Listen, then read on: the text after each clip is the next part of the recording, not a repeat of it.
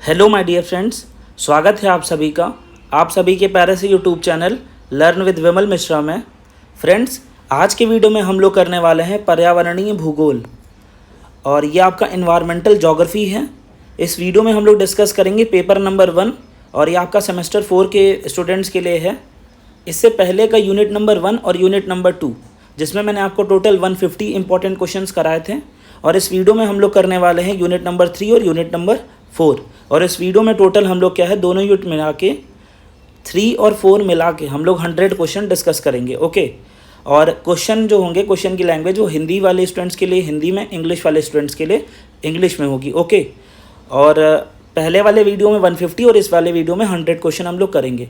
और ये वाला जो यूनिट नंबर 3 और यूनिट नंबर 4 है, ये ज़्यादा ही इम्पॉर्टेंट है। उसमें से जो यूनिट 4 है वो कुछ ज़्यादा इम्पॉर्टेंट है। तो पहले हम लोग जो है ना, यहाँ से यूनिट 4 स्टार्ट करेंगे। क्यों? क्योंकि इसमें कुछ पॉलिसीज़ वगैरह हैं तो वो ज़्यादा इंपॉर्टेंट मुझे लगी, दैट्स वाई मैं उसे पहले आपको कराऊंगा। ओके, यूनिट नंबर 4 की 50 क्वेश्चन और यूनिट नंबर 3 के 50 क्वेश्चन, बट पहले 4 कर लेते हैं क्योंकि उसमें पॉलिसीज़ ज़्यादा हैं और उसके चांसेस ज़्यादा हैं आने को। ओके, सो बिना देरी करते हुए वीडियो को करते हैं स्टार्ट। सो पहला क्वेश्चन ये रहा आपकी कंप्यूटर स्क्रीन पे। फर्स्ट क्वेश्चन में देखते हैं क्या बोला है आपसे कि which one of the following is a major environmental policy in the USA. निम्नलिखित में से कौन सी अमेरिका की प्रमुख पर्यावरणीय नीति है? तो पहला आपका जो है ऑप्शन क्लीन एयर एक्ट, स्वच्छ वायु अधिनियम, Kyoto protocol, Paris agreement, Paris समझौता, या फिर अर्थ समिट पृथ्वी सम्मेलन। तो इसमें आपसे पूछा है कि निम्नलिखित में से कौन सी अमेरिका की प्रमुख पर्यावरणीय नीति है, major environmental policy in USA. Okay, so आपका करेक्ट आंसर क्या हो जाएगा, वो है आपका क्लीन एयर एक्ट, स्वच्छ वायु अधिनियम। ऑप्शन नंबर ए करेक्ट हो जाएगा। ओके, आगे चलते हैं। अगले क्वेश्चन में आपसे बोला है कि the Paris agreement 2015 mainly focus on. जो पेरिस का समझौता हुआ था 2015 में, वो मुख्य रूप से किस पर केंद्रित है? वेस्ट मैनेजमेंट पर, कचरा प्रबंधन, एयर प्यूरिफिकेशन वायु शुद्धिकरण पे, क्लाइमेटिक चेंज जलवायु परिवर्तन से, या फिर वाइल्ड लाइफ प्रोटेक्शन वन जीव संरक्षण से। आपसे बोला है कि पेरिस एग्रीमेंट जो हुआ था किस डेट में हुआ था, ये भी याद रखिएगा, ठीक है। और इसका मेन मोटिव क्या था, मुख्य उद्देश्य क्या था, ये मुख्य रूप से किस पर केंद्रित है? तो आपका क्या है, क्लाइमेटिक चेंजेस पे, जलवायु परिवर्तन। ऑप्शन नंबर सी करेक्ट है। ओके, आगे चलते हैं। अगले क्वेश्चन में बोला है आपसे कि a common environmental challenge in developing countries is. विकासशील देशों में एक सामान्य पर्यावरणीय चुनौती है, तो वो चुनौती कौन सी है आपकी? ओवर इंडस्ट्रियलाइजेशन, अधिक औद्योगिकरण, या फिर हाई एनर्जी कंजप्शन, उच्च ऊर्जा खपत, डिफॉरेस्टेशन एंड पॉल्यूशन, वनों की कटाई और प्रदूषण, वेस्ट इंपोर्ट, या फिर कचरा निर्यात। ओके, कॉमन इन्वायरमेंटल चैलेंज पूछा है डेवलपिंग कंट्रीज़ में, वो क्या है आपका? सामान्य पर्यावरणीय चुनौती। तो वो चुनौती आपसे क्या पूछी है कि वो चुनौती क्या है? तो चुनौती है डिफॉरेस्टेशन एंड पॉल्यूशन, वनों की कटाई और प्रदूषण। ऑप्शन नंबर सी करेक्ट है। ओके, आगे चलते हैं। अगले क्वेश्चन में आपसे बोला है कि which one of the following programme was launch by the UN for global sustainable development. संयुक्त राष्ट्र द्वारा वैश्विक सतत विकास के लिए कौन सा कार्यक्रम शुरू किया गया था? एजेंडा 21, UNCTAD, या UNECOSOC, या फिर BRICS। सो आपका करेक्ट आंसर क्या हो जाएगा कि जो संयुक्त राष्ट्र द्वारा वैश्विक सतत विकास के लिए कौन सा कार्यक्रम शुरू किया गया था? तो आपका करेक्ट आंसर क्या हो जाएगा? क्वेश्चन में आपसे क्या बोला है कि the national environmental policy NEP जो है आपकी 2006 एम्स टू। राष्ट्रीय पर्यावरण नीति 2006 का उद्देश्य क्या था, या क्या है? सॉरी, इंडस्ट्रियल ग्रोथ ओनली, केवल औद्योगिक विकास, सस्टेनेबल डेवलपमेंट सतत विकास, फॉरेस्ट क्लियरेंस वन कटाई, अर्बन एक्सपेंशन, या शहरी विस्तार। तो आपका जो नेशनल एनवायरमेंटल पॉलिसी NEP जो है, फुल फॉर्म भी याद रखिएगा, कब हुई थी? 2006 में पास हुई थी। इसका मेन एम क्या है? राष्ट्रीय पर्यावरण नीति 2006 का उद्देश्य पूछा है। तो आपका करेक्ट आंसर क्या हो जाएगा? सस्टेनेबल डेवलपमेंट, सतत विकास। Okay, option number B correct है। अगले क्वेश्चन में आपसे बोला है कि NEP 2006 एनकरेजेस। देखो यहाँ पे अभी बताया ना NEP का फुल फॉर्म क्या है, तो क्या इनकरेज करता है? 2006 की NEP किसे प्रोत्साहित करता है? डिफॉरेस्टेशन, वन की कटाइयों को, एक्सपोर्ट ऑफ नेचुरल रिसोर्सेज, प्राकृतिक संसाधनों का निर्यात, या public participation in environmental conservation, पर्यावरण संरक्षण में जन भागीदारी, इग्नोरिंग एनवायरमेंटल लॉ, पर्यावरण कानूनों की अनदेखी। सो आपका करेक्ट आंसर क्या हो जाएगा कि जो इसका 2006 का एनईपी का जो प्रोत्साहित करता है, किसे प्रोत्साहित करता है, तो वह है आपका public participation in environmental conservation, पर्यावरण संरक्षण में जन भागीदारी। ऑप्शन नंबर सी करेक्ट है। ओके, अगले क्वेश्चन की तरफ चलते हैं। अगले क्वेश्चन में बोला है आपसे कि NEP 2006 gives importance to, NEP 2006 की जो थी किस बात को महत्व देती है? सेंट्रलाइज कंट्रोल, केंद्रीकृत नियंत्रण, इकोनॉमिक लिबरलाइजेशन, आर्थिक औद्योगिक उदारीकरण, ओके उदारीकरण, decentralise governance and local bodies, केंद्रीकृत शासन और स्थानीय, रैपिड अर्बनाइजेशन, तीव्र शहरीकरण। तो आपसे पूछा है कि एनईपी 2006 जो थी वो गिव इम्पोर्टेंस टू, किस चीज़ को इम्पोर्टेंस देती है?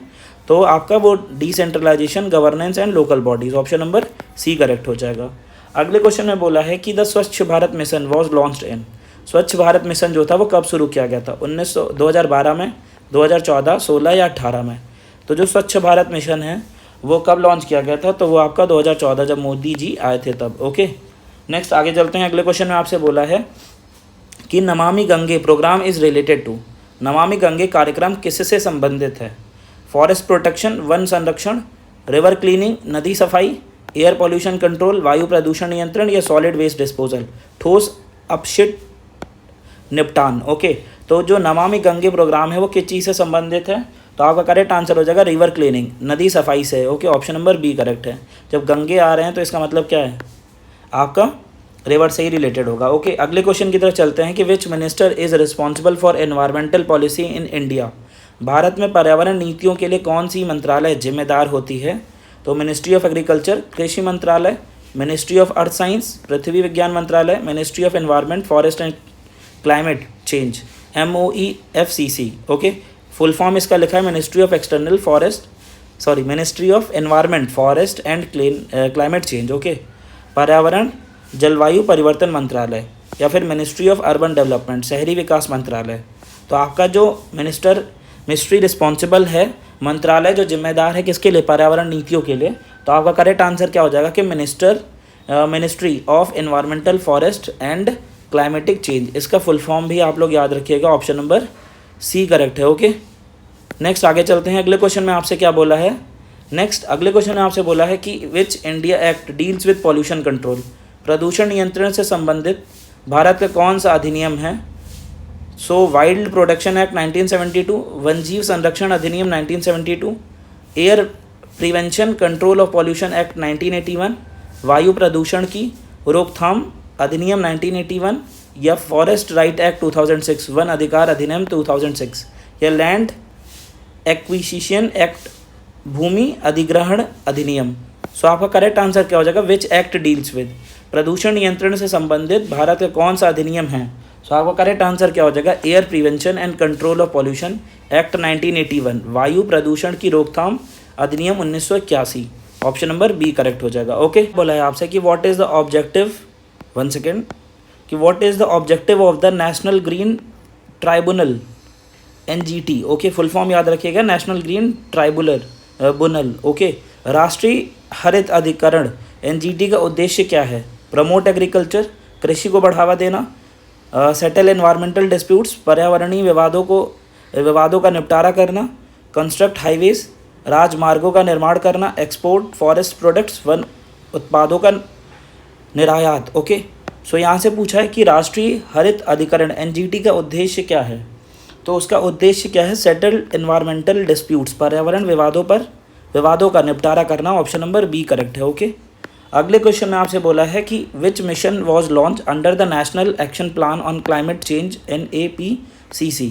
इसका भी फुल फॉर्म आप याद रखना, national action plan on climate change, NAPCC इसका फुल फॉर्म है ये। ओके, तो जलवायु परिवर्तन पर राष्ट्रीय कार्य योजना NAPCC के तहत कौन सा मिशन शुरू किया गया था? तो नेशनल सोलर मिशन, राष्ट्रीय सौर मिशन, या फिर आपका जो है ग्रीन इंडियन मिशन। ओके, या फिर नेशनल वाटर मिशन, राष्ट्रीय जल मिशन, या ऑल ऑफ द अबव, उपयुक्त सभी। सो आपका यहाँ से करेक्ट आंसर क्या हो जाएगा? नेक्स्ट आगे चलते हैं। अगले क्वेश्चन में आपसे बोला है कि जलवायु परिवर्तन पर राष्ट्रीय कार्य योजना NAPCC के तहत कौन सा मिशन शुरू किया गया था। तो उस मिशन का आपको नाम बताना है। मिशन का नाम है ऑल ऑफ द एबव, सारे मिशन शुरू किए गए। तो ऑप्शन नंबर डी करेक्ट है। ओके, अगले क्वेश्चन में बोला है आपसे कि विच protocol was sign to reduce the emission of zone depleting substances ozone परत को क्षति पहुंचाने वाला पदार्थों के उत्सर्जन को कम करने के लिए कौन सा प्रोटोकॉल हस्ताक्षरित किया गया था। Montreal protocol, Kyoto protocol, Paris agreement या फिर नायोग प्रोटोकॉल। तो वो प्रोटोकॉल कौन सा था जो आपका was sign to reduce the emission of ozone depleting substances. Okay, so आपका करेक्ट आंसर क्या हो जाएगा कि Montreal protocol, option number A correct है। ओके, आगे चलते हैं। अगले क्वेश्चन में आपसे बोला है कि Kyoto protocol mainly deals with, जो क्योटो प्रोटोकॉल है वो मुख्यतः किससे संबंधित है। बायोडाइवर्सिटी कन्वर्सेशन, जैव विविधता संरक्षण, क्लाइमेटिक चेंज, जलवायु परिवर्तन, डिजर्टिफिकेशन मरुस्थलीकरण या फिर ओजोन डिप्लीशन, ओजोन परत में क्षरण। ओके, सो यहाँ से आपका करेक्ट आंसर क्या हो जाएगा कि जो आपका क्योटो प्रोटोकॉल है मेनली डील्स विद, किस चीज़ से वो डील करता है। तो आपका करेक्ट आंसर हो जाएगा क्लाइमेट चेंज, जलवायु परिवर्तन। Okay, option number B correct है। क्लियर है। अगले क्वेश्चन में आपसे बोला है कि which country is known for its strict environmental law and green tax politics. कौन सा देश अपनी कठोर पर्यावरणीय कानूनों और ग्रीन टैक्स नीतियों के लिए जाना जाता है। सो आपका करेक्ट आंसर क्या हो जाएगा, इंडिया, ब्राज़ील, स्वीडन या फिर चाइना। सो यहाँ पे बोला कि which country is known for its strict environmental law and green tax policies. So कौन सा देश अपनी कठिन पर्यावरणीय कानून और ग्रीन टैक्स नीतियों के लिए जाना जाता है। सो आपका करेक्ट आंसर क्या हो जाएगा, वो है आपका Sweden, option number C correct है। ओके, अगले क्वेश्चन में आपसे बोला है कि NEP 2006 emphasis the role of. NEP 2006 किसकी भूमिका पर जोर देता है। ओनली गवर्नमेंट, केवल सरकार, ओनली NGOs, केवल गैर सरकारी संगठन, पब्लिक प्राइवेट पार्टनरशिप, सार्वजनिक निजी भागीदारी, ओनली लोकल बॉडीज़, केवल स्थानीय निकाय। ओके, सो आपका करेक्ट आंसर क्या हो जाएगा कि पब्लिक प्राइवेट पार्टनरशिप, सार्वजनिक निजी भागीदारी, ऑप्शन नंबर सी करेक्ट है। ओके, अगले क्वेश्चन में बोला है आपसे कि one of the goal of NEP 2006 is. NEP 2006 का एक उद्देश्य है, क्या है कि रिड्यूसिंग लिटरेसी, साक्षरता घटाना, enhancing industrialisation at any cost, किसी भी कीमत पर औद्योगिकरण बढ़ाना, conservation of critical ecological system, महत्वपूर्ण पारिस्थितिकीय प्रणाली का संरक्षण या रैपिड अर्बनाइजेशन, तीव्र शहरीकरण। सो आपका करेक्ट आंसर क्या हो जाएगा, करेक्ट आंसर है आपका कि conservation of critical ecological system, महत्वपूर्ण पारिस्थितिकीय प्रणाली का संरक्षण, ऑप्शन नंबर सी करेक्ट है। ओके, अगले क्वेश्चन में आपसे बोला है कि NEP 2006 supports which of the following principle. NEP 2006 निम्नलिखित में से किस सिद्धांत का समर्थन करता है। तो पॉल्यूटर पेस प्रिंसिपल, प्रदूषण भुगतान सिद्धांत, फ्री मार्केट प्रिंसिपल, मुक्त बाजार सिद्धांत, नो इंटरवेंशन पॉलिसी, हस्तक्षेप न करने की नीति, या फिर रैपिड एक्सप्लॉयटेशन और रिसोर्सेज, संसाधनों का तीव्र दोहन।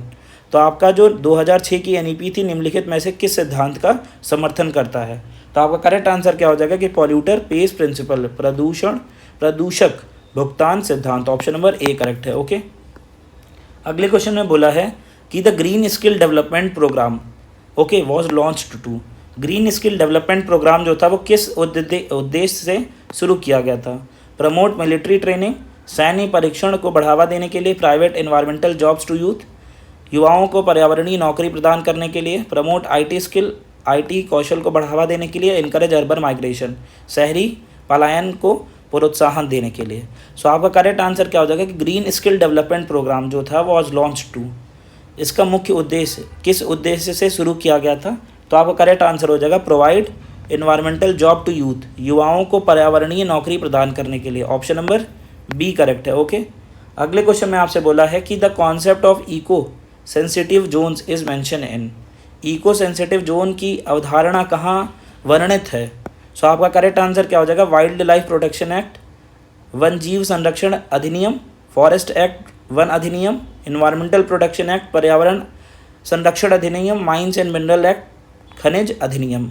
सो आपका जो इको सेंसिटिव जोन की अवधारणा कहाँ वर्णित है, ये आपसे पूछा है। ओके, सो आपका करेक्ट आंसर क्या हो जाएगा, एनवायरमेंटल प्रोटेक्शन एक्ट, पर्यावरण संरक्षण अधिनियम, ऑप्शन नंबर सी करेक्ट है। अगले क्वेश्चन में बोला है कि विच scheme promotes clean energy in India, Bharat में स्वच्छ ऊर्जा को बढ़ावा देने वाली योजना कौन सी है, उज्ज्वल योजना, नेशनल सोलर मिशन, राष्ट्रीय सौर मिशन, मनरेगा या फिर प्रधानमंत्री आवास योजना। तो प्रमोट क्लीन एनर्जी की बात करें तो आवास योजना की तो कोई बात ही नहीं है। ओके, सो करेक्ट आंसर क्या हो जाएगा आपका, करेक्ट आंसर है आपका कि नेशनल सोलर मिशन, राष्ट्रीय सौर mission, option number B correct है। एनर्जी मतलब सोलर मिशन। अगले क्वेश्चन में बोला है कि the objective of Unnat Jyoti by affordable LED for all Ujjwal is, Ujjwal का फुल फॉर्म भी याद रखिएगा, यहाँ पे गिवन है। ओके, उज्ज्वल योजना का उद्देश्य क्या है, free medical treatment, employment to youth, युवाओं को रोजगार, promote LED uses and energy deficiency या इनकरेज टूरिज्म। तो आपको पता है कि अगर यहाँ पे एलईडी की बात हो रही है, उज्ज्वल योजना की बात हो रही है, तो लाइट से संबंधित ही कुछ ना कुछ होगा। तो आपका क्या है, promote LED uses and energy efficiency. Okay, तो ऑप्शन नंबर सी करेक्ट है यहाँ से। अगले क्वेश्चन में बोला है कि the forest conservation act was enacted in, वन संरक्षण अधिनियम कब पारित किया गया था, तो 1952 में, 1972, 1980 या 2006 में।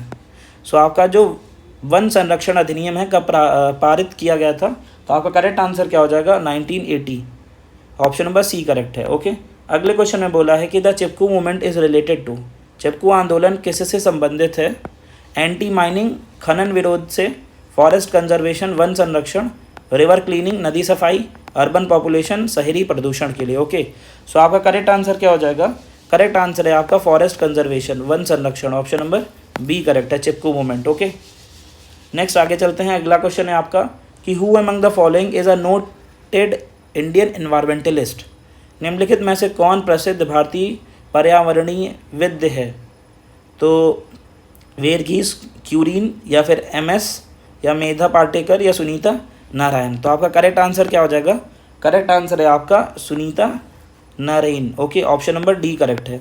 अगले क्वेश्चन में आपसे बोला है कि which city in India first implemented a ban और सिंगल यूज़ प्लास्टिक, भारत में किस शहर ने सबसे पहले सिंगल यूज़ प्लास्टिक पर प्रतिबंध लगाया, तो आपका करेक्ट आंसर क्या हो जाएगा, दिल्ली, मुंबई, सिक्किम या फिर बेंगलुरु। सो आपका करेक्ट आंसर क्या है, वो कौन सा सिटी है, तो आपका करेक्ट आंसर है वो है आपका Sikkim, option number C correct है। अगले क्वेश्चन में बोला है कि which of the following bodies reviews environmental clearance for major project in India, Bharat में प्रमुख परियोजनाओं के लिए पर्यावरण मंजूरी की समीक्षा कौन करता है, NGT राष्ट्रीय हरित अधिकरण, MOEFCC पर्यावरण मंत्रालय, इसका फुल फॉर्म मैं बता चुका हूँ already, CPCB central pollution control board या EAC एक्सपर्ट अप्रेजल कमेटी। एक बात और बता दूं, जितने फुल फॉर्म है ये सब देख लीजिएगा। ओके, ये सारे इंपॉर्टेंट है, तो इस क्वेश्चन से आपके 3 क्वेश्चन और प्रिपेयर हो गए, एक इसका फुल फॉर्म CBCB का और ये आपका EAC, इन 3 को फुल फॉर्म भी आप करके जाइएगा। ओके, सो आपका करेक्ट आंसर यहाँ से अब करेक्ट आंसर बताते हैं। ये करेक्ट आंसर क्या हो जाएगा, वो है आपका EAC expert appraisal committee, option number D correct है। ये वो कमेटी है, भारत में प्रमुख परियोजनाओं के लिए पर्यावरण मंजूरी की समीक्षा कौन करता है, तो यही करता है, ठीक है ना। सो आगे चलते हैं। अगले क्वेश्चन में आपसे बोला है कि the earth summit of 1992 was held in, 1952 का आर्थिक समिट कहाँ, 92 का आर्थिक समिति कहाँ आयोजित किया गया था। ओके, सो न्यूयॉर्क में, पेरिस में, रायो दी जेनेरियो में या फिर जेनेवा में। तो आपका करेक्ट आंसर क्या हो जाएगा, करेक्ट आंसर है आपका रायो दी जेनेरियो में, ऑप्शन नंबर सी करेक्ट है। एक चीज़ मैं आपको और बता दूं, जिन भी स्टूडेंट्स ने वोकेशनल कोर्स में इन्हेंसिंग कम्युनिकेशन स्किल जो कि इंग्लिश का पार्ट है अगर वो लिया है, और आपका पॉलिटिकल साइंस में लेजिस्लेटिव प्रैक्टिस लिया है, और इकोनॉमिक्स में बेसिक ऑफ इंडियन इकोनॉमी लिया है, तो वो चीज़ का जो है ऑलरेडी मैंने वीडियो अपलोड कर दिया 75 क्वेश्चन वोकेशनल कोर्सेज़ के, प्लेलिस्ट भी आपको चैनल पे मिल जाएगी और सेपरेट वीडियो भी मिल जाएगा। ओके, सो सारी चीज़ें पड़ी हुई हैं और ये सब आपकी डिमांड ही थी। चैप्टर 2 यूनिट 2 की भी बहुत ज़्यादा डिमांड आ रही थी, तो मैंने कहा इसको जल्दी से कंप्लीट कर दें। ओके, और आप लोग का एग्ज़ाम भी है, so all the very best for your exam, ठीक है। और अच्छे से आप लोग अपनी पढ़ाई करिए, प्रिपरेशन करिए। जिस चीज़ की भी आपको रिक्वायरमेंट है, जिस चीज़ की भी वीडियो की ज़रूरत है, आप कमेंट बॉक्स में बताना, मैं ट्राई करूँगा ज़्यादा से ज़्यादा जिस चीज़ के लिए लोग डिमांड करेंगे मैं उस चीज़ पे आपको वीडियो बना के प्रोवाइड कर दूंगा। ओके, और आपकी हेल्प के लिए मैं हमेशा रेडी हूँ, बस आप लोग अच्छे से करते रहें। ठीक है, आगे चलते हैं। अगले क्वेश्चन में बोला है आपसे कि which organisation coordinates global efforts on climatic change. कौन सा संगठन जलवायु परिवर्तन पर वैश्विक प्रयासों का समन्वय करता है। समन्वय, ओके, तो UNEP, WHO, IMF या फिर UNESCO। सो आपका करेक्ट आंसर क्या हो जाएगा कि वो कौन सा ऑर्गेनाइजेशन है जो कोऑर्डिनेट करता है ग्लोबल एफर्ट्स को ऑन क्लाइमेटिक चेंज पे। सो आपका करेक्ट आंसर हो जाएगा UNEP, option number A correct है। अगले क्वेश्चन में आपसे बोला है कि अ की challenge in environmental policy in developing countries is. विकासशील देशों में पर्यावरण नीति की एक प्रमुख चुनौती क्या है। आपका ओवर रेगुलेशन, अधिक नियम, लैक ऑफ एनफोर्समेंट, परिवर्तन की कमी, टू मच फंडिंग, अत्यधिक फंडिंग, या एक्सेसेस ऑफ एनजीओज की अधिकता। सो आपका करेक्ट आंसर क्या हो जाएगा कि जो विकासशील देशों में पर्यावरण नीति की एक प्रमुख चुनौती क्या है। सो आपका करेक्ट आंसर हो जाएगा lack of enforcement. Okay, option number B correct है। क्लियर है। नेक्स्ट आगे चलते हैं। अगले क्वेश्चन में बोला है कि what does REDD stand for in environmental policy. पर्यावरण नीति में REDD का क्या अर्थ है। So reducing emission from deforestation and forest degradation, rural environmental disaster department, renewable energy development and development, ये तो अलग ही वर्ड है, और या फिर आपका रिसोर्सेज एफिशिएंट डिज़ाइन डेवलपमेंट। सो आपका जो REDD का फुल फॉर्म है वो क्या हो जाएगा। करेक्ट आंसर आपका reducing emission for deforestation and forest degradation, option number A correct है। अगले क्वेश्चन में बोला है कि the 17 sustainable development goal SDGs were adopted by. सतत विकास लक्ष्य SDGs किसके द्वारा अपनाए गए थे। फुल फॉर्म भी याद रखिएगा, मैं फिर बोल रहा हूँ, G20, United nation, world bank, IMF। सो आपका करेक्ट आंसर क्या हो जाएगा। करेक्ट आंसर है आपका यूनाइटेड नेशन। मैं आप सभी लोगों का दिल से धन्यवाद देता हूँ। आप सभी का जो मैंने देखा है आपके लोगों के हर एक पर्सन का, मैं हर एक बच्चे का कमेंट में पढ़ता हूँ। ओके, और हर एक बच्चे को मैं ट्राई करता हूँ कि सबको रिप्लाई मिल सके। और आप सभी का ये ऐसा प्यार और ऐसे सपोर्ट के लिए मैं बहुत बहुत धन्यवाद, दिल से धन्यवाद देता हूँ।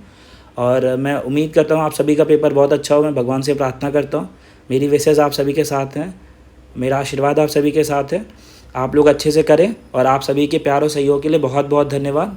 ओके, और मैं हमेशा आपके ऐसे ही सहयोग करता रहूँगा। और आगे चलते हैं, ठीक है। और थैंक यू वेरी मच। और अब क्या ही थैंक यू के अलावा और मैं क्या ही कह सकता हूँ। ओके, और आपकी हेल्प कर सकता हूँ बस, ठीक है।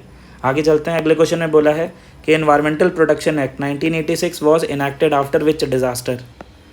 पर्यावरण संरक्षण अधिनियम 1986 किस आपदा के बाद पारित किया गया था। Tsunami, Gujarat earthquake, Bhopal gas tragedy, या फिर साइक्लोन फाइनल। Okay, phylline.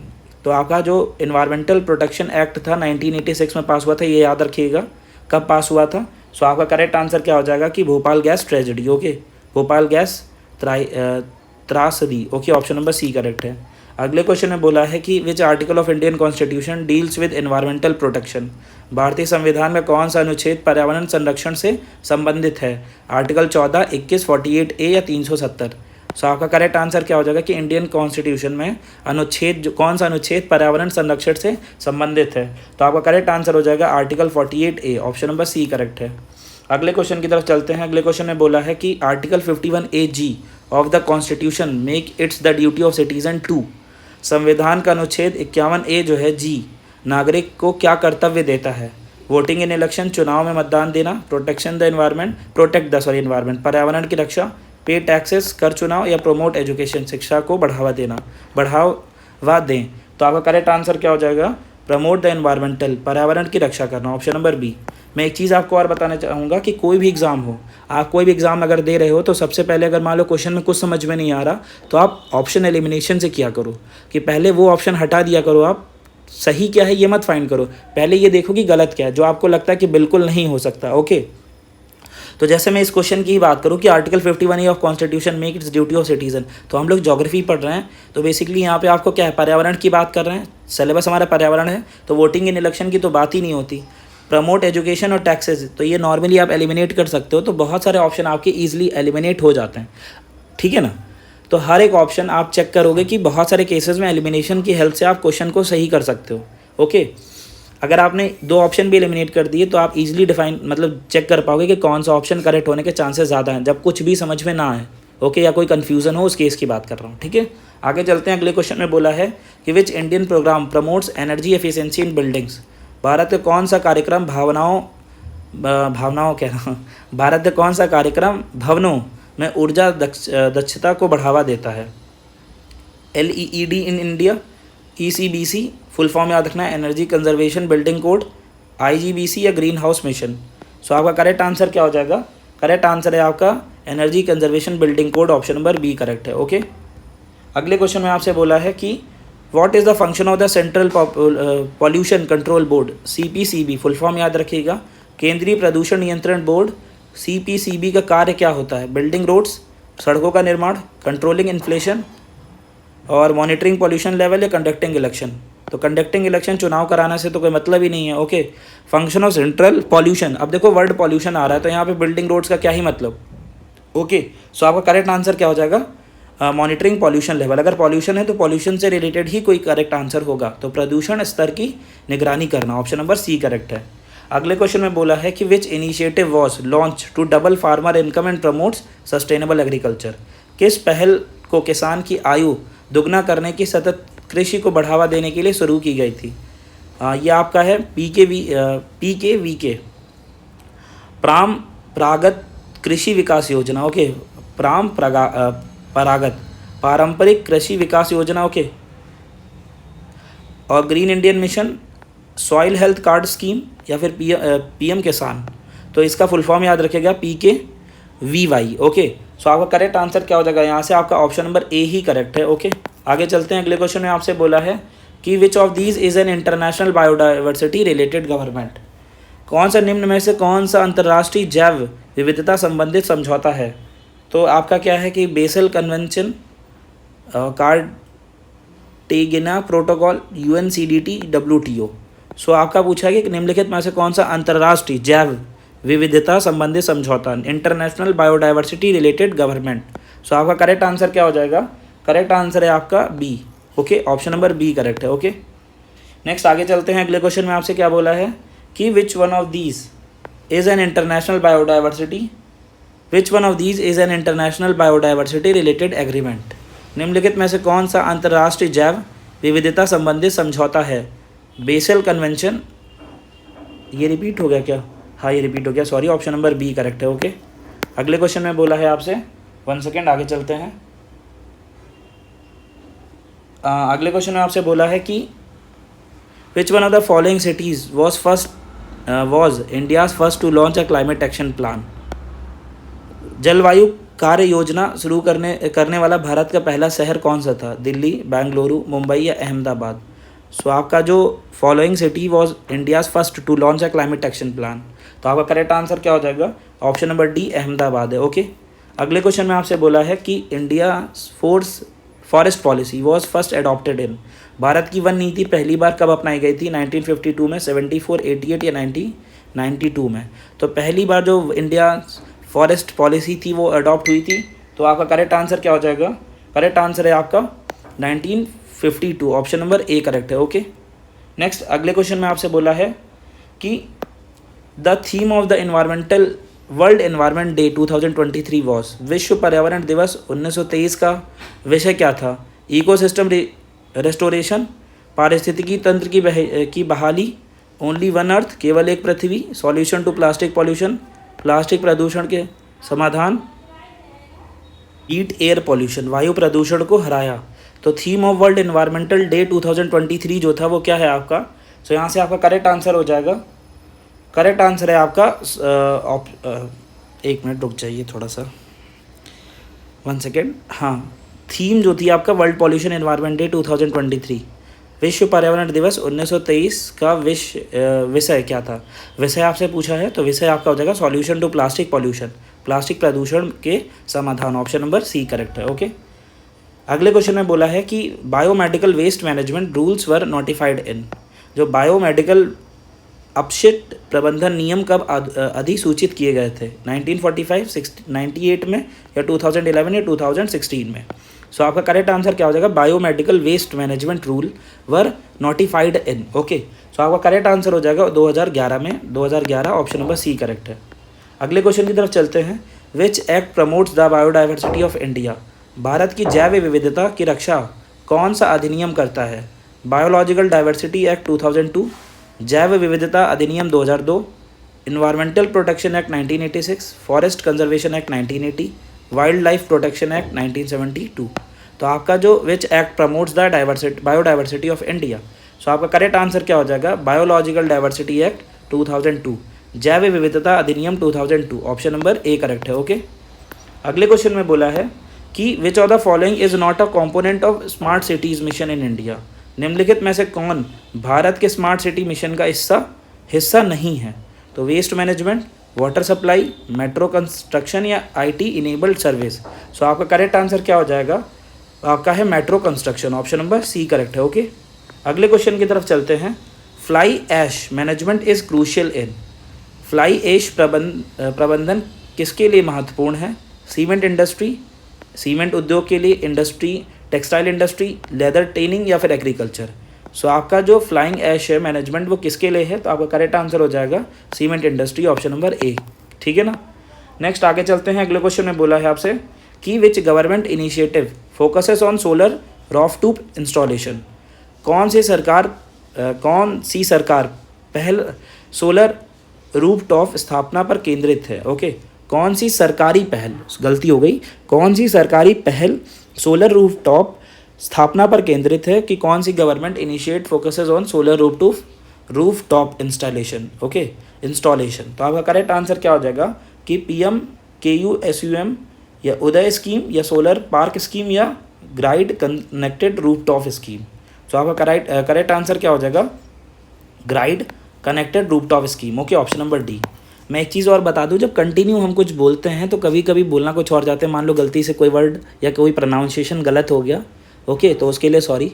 जब हम लोग कंटिन्यू एक्चुअली बोल रहा हूँ तो उसमें थोड़ा बहुत मान लो कोई वर्ड गलत हो गया या फिर कुछ प्रोनाउंसिएशन में गलत हो गई तो आप उसको थोड़ा सा मैनेज कर लीजिएगा। ओके, सो यहाँ से अब मैं आपको बता दूँ कि आपका जो यूनिट नंबर 4 है वो आपका यहाँ से एंड होता है। ओके, यूनिट नंबर 4 यहाँ से ख़त्म हो गया है। अब 50 क्वेश्चन हम लोगों ने टोटल डिस्कस कर लिए हैं यूनिट नंबर 4 के। अब हम लोग शुरू करने जा रहे हैं यूनिट नंबर 3।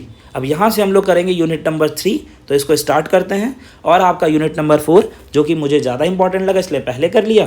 पहले और बाद में करने से मतलब नहीं होता, आपका कोर्स कंप्लीट होना चाहिए।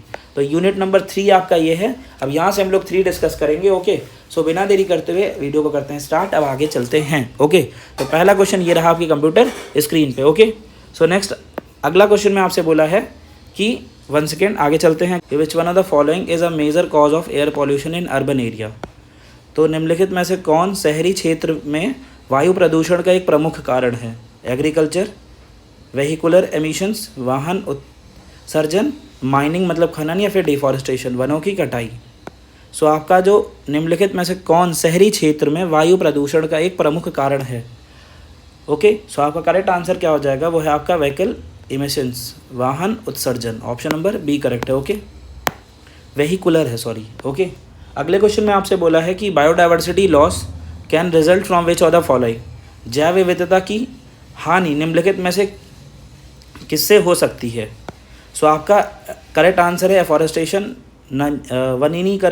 वनीकरण, सॉरी, एफॉरेस्टेशन मतलब वनीकरण, पेड़ों को लगाना। Diversity loss can result from which of the following? कह रहा है कि जैव विविधता की हानि निम्नलिखित में से किससे हो सकती है? ओके, या फिर हैबिटेट डिस्ट्रक्शन, आवास निवास, या सस्टेनेबल डेवलपमेंट, सतत विकास, या फिर ऑर्गेनिक फार्मिंग, जैविक खेती।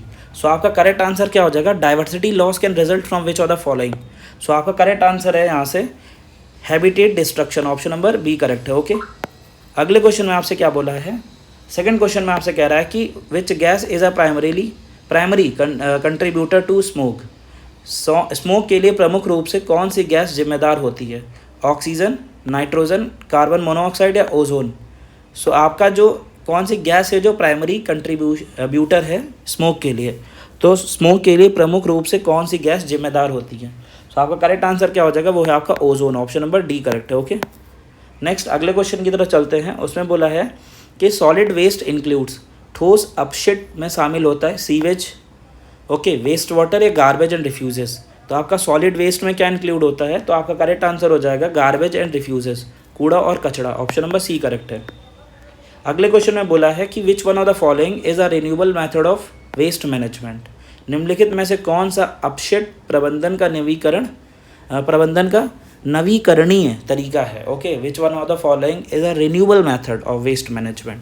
सो आपका करेक्ट आंसर क्या हो जाएगा कि लैंड फिलिंग, बर्निंग मतलब जलाना, रिसाइकलिंग, पुनर्चक्रण या फिर आपका डंपिंग। ओके, सो आपका करेक्ट आंसर क्या हो जाएगा यहाँ से, सो आपका करेक्ट आंसर है आपका recycling. Option number C correct है। क्लियर है। अगले क्वेश्चन में आपसे बोला है कि which pollutant is most responsible for acid rain. अम्ल वर्षा के लिए सबसे अधिक जिम्मेदार प्रदूषक कौन सा है। Carbon dioxide, sulphur dioxide, methane या अमोनिया। सो आपका करेक्ट आंसर क्या हो जाएगा कि which pollutant is most responsible for acid rain. Okay, so आपका करेक्ट आंसर क्या हो जाएगा यहाँ से कि वो है sulphur dioxide. Option number B correct है। ओके, अगले क्वेश्चन में आपसे बोला है कि main the air prevention and control of pollution act was passed in. वायु प्रदूषण की रोकथाम और नियंत्रण अधिनियम किस वर्ष पारित हुआ था। 1981, 1972, 2000 में या 1991 में। सो आपका करेक्ट आंसर क्या हो जाएगा, करेक्ट आंसर आपका 1981। ऑप्शन नंबर ए करेक्ट है। अगले क्वेश्चन की तरफ चलते हैं। तो endangered species are. Okay, endangered species कौन सी होती हैं, लुप्त प्राय प्रजातियां होती हैं। ओवर पॉल्यूटेड, अत्यधिक जनसंख्या वाली, अंडर थ्रेट ऑफ एक्सटेंशन, विलुप्त के खतरे में, या डोमेस्टिकेटेड पालतू, या फिर जनरल मॉडिफाइड आनुवांशिक रूप से परिवर्तित। तो आपका करेक्ट आंसर क्या हो जाएगा, करेक्ट आंसर है आपका अंडर थ्रेट ऑफ एक्सटेंशन, विलुप्ति खतरे में। ओके, के खतरे में। ऑप्शन नंबर बी करेक्ट है। आगे चलते हैं। अगले क्वेश्चन में आपसे क्या बोला है, नेक्स्ट क्वेश्चन में आपसे कह रहा है, 1 सेकेंड, हाँ 1 मिनट रुक जाइए।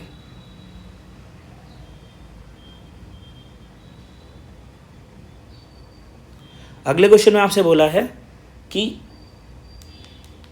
नेक्स्ट क्वेश्चन नंबर आपसे बोला है 1 सेकेंड,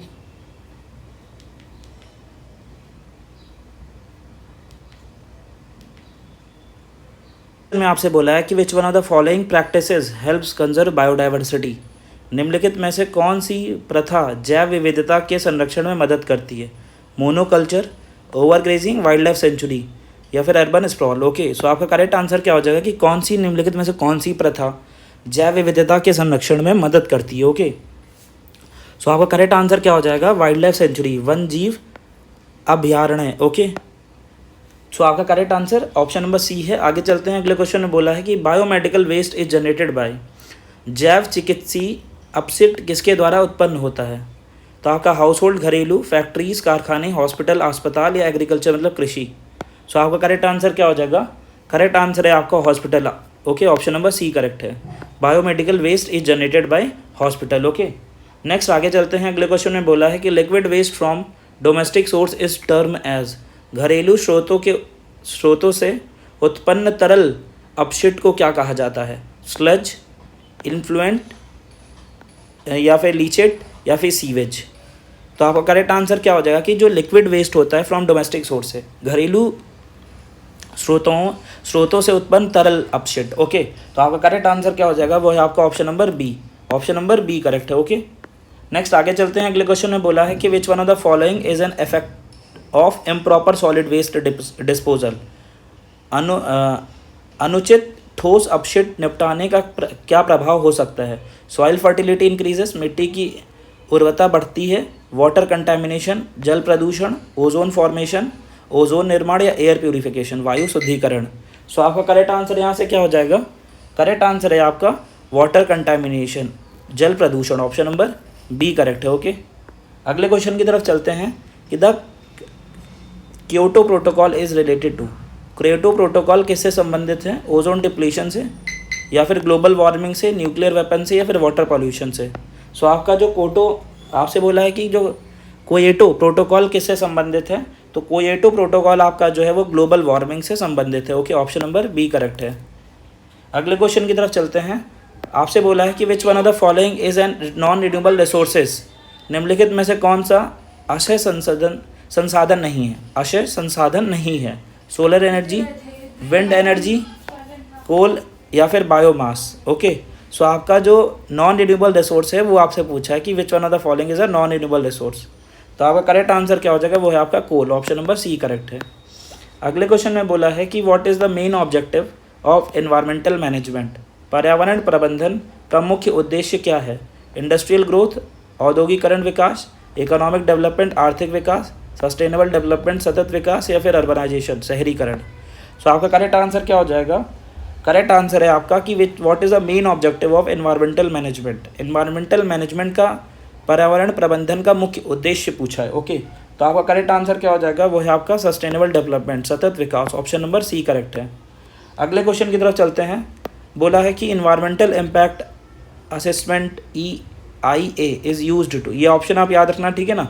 पर्यावरणीय प्रभाव मूल्यांकन IAA का प्रयोग किसके लिए किया जाता है। Construction dam, analysing environmental consequences, पर्यावरणीय परिणाम का विश्लेषण, इंक्रीजेज बायोडाइवर्सिटी, या रिड्यूस पॉल्यूशन। ओके, सो आपका करेक्ट आंसर क्या हो जाएगा यहाँ से, रिड्यूस पॉल्यूशन, जनसंख्या कम करना, जैव विविधता बढ़ाना, पर्यावरणीय परिणामों का विश्लेषण, या बांध बनाना। तो environmental impact assessment EIA is use to, किस लिए यूज़ किया जाता है, फुल फॉर्म याद रखिएगा, फिर कह रहा हूँ। ओके, तो एनालाइज एनवायरमेंटल कॉन्सिक्वेंसेस, पर्यावरणीय परिणामों का विश्लेषण, ऑप्शन नंबर बी करेक्ट है। ओके, अगले क्वेश्चन की तरफ चलते हैं। अगले क्वेश्चन में क्या बोला है कि which gas is a green house gas, निम्नलिखित में से कौन सी गैस ग्रीन हाउस गैस है। ऑक्सीजन, हाइड्रोजन, कार्बन डाइऑक्साइड, या नाइट्रोजन। सो आपका करेक्ट आंसर क्या हो जाएगा, करेक्ट आंसर है आपका carbon dioxide. Okay, option number C correct है। अगले क्वेश्चन की तरफ चलते हैं। बोला है कि AQI स्टैंड फॉर, AQI का पूर्ण रूप क्या है। Air quality indicator, air quantitative index, या एयर क्वालिटी इंडेक्स, या फिर एवरेज क्वालिटी इंडिकेटर। आपका करेक्ट आंसर क्या है, AQI स्टैंड फॉर, इसी से हम लोग दूषित, प्रदूषित और दूषित मतलब जो हवा है वो उसकी क्वालिटी कैसी है ये हम लोग यहाँ से फाइंड करते हैं, AQI जो है। ओके, तो आपका करेक्ट आंसर क्या हो जाएगा, air quality index, option number C correct है।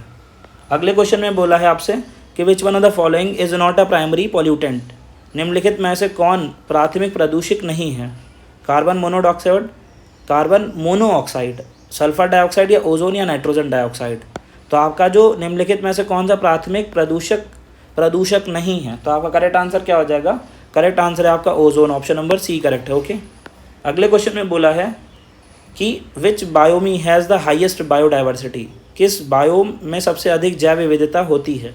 डेजर्ट, ग्रासलैंड, ओके, या फिर आपका टुंड्रा, या फिर ट्रॉपिकल रेन फॉरेस्ट। तो आपका जो किस बायोम में सबसे अधिक जैव विविधता होती है, which biome has the highest biodiversity. तो आपका करेक्ट आंसर क्या हो जाएगा, tropical rain forest. Okay, option number D correct है। ओके, अगले क्वेश्चन में आपसे बोला है वन सेकेंड कि which human activity is the greatest threat to biodiversity, मानव गतिविधियों में से जैव विविधता के लिए सबसे बड़ा खतरा कौन सा है। वाइल्ड लाइफ फोटोग्राफी, वनजीव फोटोग्राफी, डिफॉरेस्टेशन वनों की कटाई, इको टूरिज्म इको पर्यटन, या फिर ऑर्गेनिक फार्मिंग जैविक खेती। सो आपका करेक्ट आंसर क्या हो जाएगा, वो है आपका डिफॉरेस्टेशन वनों की कटाई, ऑप्शन नंबर बी करेक्ट है। ओके, अगले क्वेश्चन की तरफ चलते हैं। बोला है कि national park are stabilise to, राष्ट्रीय उद्यान किस उद्देश्य से बनाए जाते हैं। प्रमोट टूरिज्म, पर्यटन को बढ़ावा देने के लिए, प्रिजर्व बायोडाइवर्सिटी, जैव विविधता को संरक्षित करने के लिए, इंडस्ट्रियल डेवलपमेंट, औद्योगिक विकास, अर्बन प्लानिंग शहरी नियोजन। तो आपका करेक्ट आंसर क्या हो जाएगा, वो है आपका प्रेजेंट बायोडाइवर्सिटी, जैव विविधता को संरक्षित करने के लिए, ऑप्शन नंबर बी करेक्ट है। ओके, अगले क्वेश्चन में बोला है कि which one of the following method is best for disposal of biodegradable waste, जैव अपघटनीय अपशिष्ट को निपटाने के लिए सबसे अच्छा तरीका कौन सा है। इंक्रीनेशन, दहन, compositing, okay, composting, okay, composting है, कंपोस्टिंग, लैंड फिलिंग, या फिर डंपिंग इन रिवर, नदियों में फेंकना। तो आपका जो बेस्ट मेथड है वो आपका क्या हो जाएगा, करेक्ट आंसर आपका जो है वो आपका composting. Okay, option number B correct है। क्लियर है। अगले क्वेश्चन में आपसे बोला है कि leachate is associated with, leachate किससे संबंधित है। एयर पॉल्यूशन से, वायु प्रदूषण, सॉलिड वेस्ट लैंडफिल्स, ठोस अपशिष्ट लैंडफिल से, वाटर कंजर्वेशन जल संरक्षण, या फिर नॉइस पॉल्यूशन ध्वनि प्रदूषण। तो आपका करेक्ट आंसर क्या हो जाएगा, जो लीचेट इज एसोसिएटेड विद, तो करेक्ट आंसर है आपका सॉलिड वेस्ट लैंडफिल्स, ठोस अपशिष्ट landfill, option number B correct है। अगले क्वेश्चन में बोला है कि which act regulates waste management in India, Bharat में अपशिष्ट प्रबंधन को नियंत्रित करने वाला अधिनियम कौन सा है?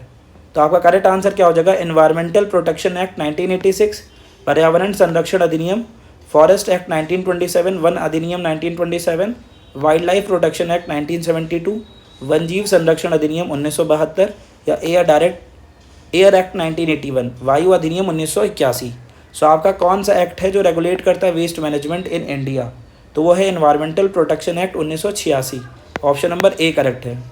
अगले क्वेश्चन में आपसे बोला है कि sustainable development aims to balance, सतत विकास किसके बीच संतुलन बनाने का प्रयास करता है? Agriculture and industry, present and future needs, वर्तमान और भविष्य की आवश्यकताएं, अर्बन एंड रूरल, शहरी और ग्रामीण क्षेत्र, नेचुरल एंड आर्टिफिशियल रिसोर्सेज, प्राकृतिक और कृत्रिम संसाधन।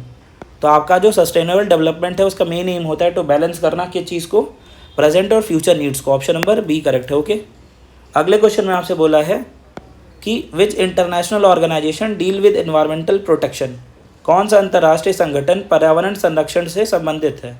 WHO, IMF, WTO, UNEP। तो आपका करेक्ट आंसर क्या हो जाएगा?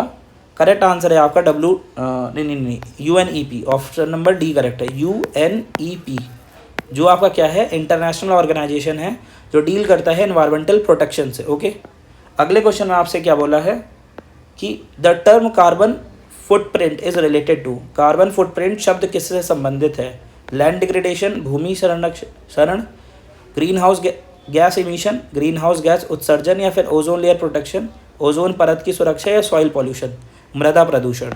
तो आपका जो टर्म कार्बन फुटप्रिंट है वो किस चीज़ से रिलेटेड है? वो green house gas emission, green house gas उत्सर्जन। ऑप्शन नंबर बी करेक्ट है। ओके, अगले क्वेश्चन में आपसे बोला है कि which one of the following is consider N environmental hazard, निम्नलिखित में से कौन पर्यावरण खतरा माना जाता है? कौन पर्यावरणीय खतरा? Okay, earthquake, population explosion, soil fertility या क्रॉप रोटेशन। तो आपका जो एनवायरमेंटल हजार्ड है वो क्या है? तो आपका करेक्ट आंसर हो जाएगा पॉपुलेशन एक्सप्लोजन, जनसंख्या विस्फोट। ऑप्शन नंबर बी करेक्ट है। ओके, अगले क्वेश्चन में बोला है कि which one of the following is a source of indoor air pollution, निम्नलिखित में से कौन सा इंडोर वायु प्रदूषण का स्रोत है? व्हीकल्स, फैक्ट्रीज, कुकिंग स्टोव्स या फॉरेस्ट फायर। तो आपका करेक्ट आंसर क्या हो जाएगा? वो है आपका cooking stoves. Option number C correct है। ओके, अगले क्वेश्चन में आपसे बोला है कि PM 2.5 रेफर्स टू, PM का जो 2.5 किसे दर्शाता है? रेडियो एक्टिव पार्टिकल्स को, रेडियो धर्मीकरण को, particulate matter size 2.5 micrometre, plastic molecules या प्रेशर मेजरमेंट। तो आपका जो PM 2.5 रेफर करता है वो किस चीज़ को करता है? वो particulate matter of size 2.5 micrometre, 2.5 micrometre अपकरण के कण। ऑप्शन नंबर बी करेक्ट है। अगले क्वेश्चन में आपसे बोला है कि which of the following measure helps reduce air pollution, निम्नलिखित में से कौन सा उपयोग वायु प्रदूषण को कम करने में सहायक है? डिफॉरेस्टेशन, वनों की कटाई, यूजेज ऑफ पब्लिक ट्रांसपोर्ट, सार्वजनिक परिवहनों का उपयोग, बर्निंग गार्बेज, कूड़ा जलाना, इंडस्ट्रियल एक्सपेंशन, औद्योगिकरण विस्तार। तो आपका करेक्ट आंसर क्या हो जाएगा? करेक्ट आंसर है यूजेज ऑफ प्लास्टिक ट्रांसपोर्ट, सार्वजनिक परिवहन का उपयोग। ऑप्शन नंबर बी करेक्ट है। ओके, अगले क्वेश्चन में बोला है कि which one of the following is not a cause of biodiversity loss, निम्नलिखित में से कौन सा जैव विविधता हानि का कारण नहीं है? क्लाइमेटिक चेंज, जलवायु परिवर्तन, जेनेटिक डाइवर्सिटी, आनुवांशिक विविधता, पॉल्यूशन, प्रदूषण, ओवर एक्सप्लॉयटेशन, अत्यधिक दोहन। तो आपका जो कॉज नहीं है बायोडाइवर्सिटी लॉस का, तो करेक्ट आंसर आपका हो जाएगा जेनेटिक डाइवर्सिटी, आनुवांशिक विविधता। ऑप्शन नंबर बी करेक्ट है। ओके, अगले क्वेश्चन में आपसे बोला है कि ex-situ conservation refers to, ex-situ संरक्षण का अर्थ है protecting species in their natural habitats, प्रजातियों का उनके प्राकृतिक आवासों में संरक्षण, protecting species outside their natural habitats, प्रजातियों का उनके प्राकृतिक आवासों के बाहर संरक्षण, प्रमोटिंग मोनोकल्चर, एकल कृषि को बढ़ावा देना, नन ऑफ द अबव, उपकृतों में से कोई नहीं। सो आपका करेक्ट आंसर क्या हो जाएगा? Protecting species outside their natural habitat. Option number B correct है। ओके, अगले क्वेश्चन में बोला है कि which waste management method help generate biogas, कौन सा वेस्ट मैनेजमेंट मेथड होता है जो हेल्प करता है जनरेट बायोगैस में? तो आपका है वो कौन सी अपशिष्ट प्रबंध विविध बायोगैस उत्पन्न करने में सहायक होती है? विधि इंक्रीशन, दहन, कंपोजिटिंग, या फिर एनारोबिक डाइजेशन, अवायवीय अपघटन या फिर लैंड फिलिंग। तो आपका करेक्ट आंसर क्या हो जाएगा? करेक्ट आंसर है आपका option number C. Okay, next अगले क्वेश्चन की तरफ चलते हैं। अगले क्वेश्चन में आपसे क्या बोला है कि electronic waste is also known as, electronic अपशिट को क्या कहा जाता है? केमिकल वेस्ट, रासायनिक अपशिट, टॉक्सिक वेस्ट, विषैला अपशिट या फिर ई वेस्ट या फिर इंडस्ट्रियल वेस्ट। तो इलेक्ट्रॉनिक वेस्ट आपका क्या होता है? Is also known as E waste. Option number C correct है। अगले क्वेश्चन में बोला है कि which one of the following is a harmful effect of liquid waste disposal into rivers. नदियों में तरल अपशिट के निपटने का कौन सा हानिकारक प्रभाव है? इंक्रीजिंग इन बायोडाइवर्सिटी, जैव विविधता में वृद्धि, स्प्रेड ऑफ वाटरबॉर्न डिजीजेस, जल जनित रोगों का फैलाव, इंक्रीज्ड फिश पॉल्यूशन, मछलियों की संख्या में वृद्धि, ग्राउंड वाटर प्योरीफिकेशन, भूजल की शुद्धता। तो आपका करेक्ट आंसर क्या हो जाएगा? स्प्रेड ऑफ वाटरबॉर्न डिजीजेस, जल जनित रोगों का फैलाव। ऑप्शन नंबर बी करेक्ट है। ओके, अगले क्वेश्चन में बोला है कि which of the following is a man made environmental problem. निम्नलिखित में से कौन मानव निर्मित पर्यावरणीय समस्या है? Earthquake, tsunami, global warming, landslide. तो आपका करेक्ट आंसर क्या हो जाएगा? Global warming. Option number C correct है। अगले क्वेश्चन में बोला है कि which sector contributes most to the environmental pollution. कौन सा क्षेत्र पर्यावरण प्रदूषण में सबसे अधिक योगदान देता है? एजुकेशन, एग्रीकल्चर, इंडस्ट्री या सर्विसेज। तो आपका करेक्ट आंसर क्या हो जाएगा? इंडस्ट्री। आपका ऑप्शन नंबर सी है जो सेक्टर कंट्रीब्यूट करता है एनवायरमेंटल पॉल्यूशन में। अगले क्वेश्चन में बोला है कि which one of the following is an example of sustainable practices. निम्नलिखित में से कौन सतत अभ्यास का उदाहरण है? ओवरग्रेजिंग, अत्यधिक चराई, स्लैश एंड बर्न फार्मिंग, झूम कृषि और रेन वाटर हार्वेस्टिंग, वर्षा जल संचयन या इंटेंसिव माइनिंग। तो आपका जो एग्जाम्पल है सस्टेनेबल प्रैक्टिस का, तो करेक्ट आंसर हो जाएगा rain water harvesting. Option number C correct है। अगले क्वेश्चन में बोला है कि which pollutant is responsible for respiratory problem. कौन सा प्रदूषक श्वसन समस्याओं के लिए जिम्मेदार है? मोनोऑक्साइड, ऑक्सीजन, हीलियम और हाइड्रोजन। तो आपका करेक्ट आंसर क्या हो जाएगा? Carbon monoxide. Option number A correct है। ओके, अगले क्वेश्चन में बोला है आपसे कि which device is use to reduce air pollution from vehicles. वाहनों से वायु प्रदूषण को कम करने के लिए कौन सा उपकरण प्रयोग किया जाता है? Air filter, exhaust fan, catalytic converter, okay, या फिर एयर कंडीशनर। तो अब बेसिकली यहाँ पे जो आपका करेक्ट आंसर हो जाएगा वो है आपका catalytic converter. Option number C correct है। ओके, अगले क्वेश्चन की तरफ चलते हैं। बोला है कि main source of carbon monoxide in cities is. शहरों में कार्बन मोनोऑक्साइड का मुख्य स्रोत क्या है? Trees, vehicles, power plant, open fire. So आपका करेक्ट आंसर क्या हो जाएगा? करेक्ट आंसर है आपका vehicles. Option number B correct है। ओके, अगले क्वेश्चन में बोला है कि इन सीतु कंजर्वेशन अकर्स। इन सीतु संरक्षण कहाँ होता है? पहले इस पे क्वेश्चन करा चुका हूँ। इन जेनी बैंक्स, जीनो बैंक में, इन बोटैनिकल गार्डन्स में, वनस्पति उद्योगों में, इन नेचुरल हैबिटेट्स प्राकृतिक आवासों में, इन लैबोरेटरीज प्रयोगशालाओं में। तो आपका करेक्ट आंसर क्या हो जाएगा? करेक्ट आंसर आपका in natural habitats. Option number C correct है। अगले क्वेश्चन में बोला है कि which one of is a biodiversity hotspot in India. Bharat में जैव विविधता हॉटस्पॉट कौन सा है? Indo Gangetic plain, Thar desert, Western Ghat या डेक्कन प्लेटू। तो आपका करेक्ट आंसर क्या हो जाएगा? वेस्टर्न घाट, पश्चिमी घाट। ऑप्शन नंबर सी करेक्ट है। अगले क्वेश्चन में बोला है कि which species are most vulnerable to extinction.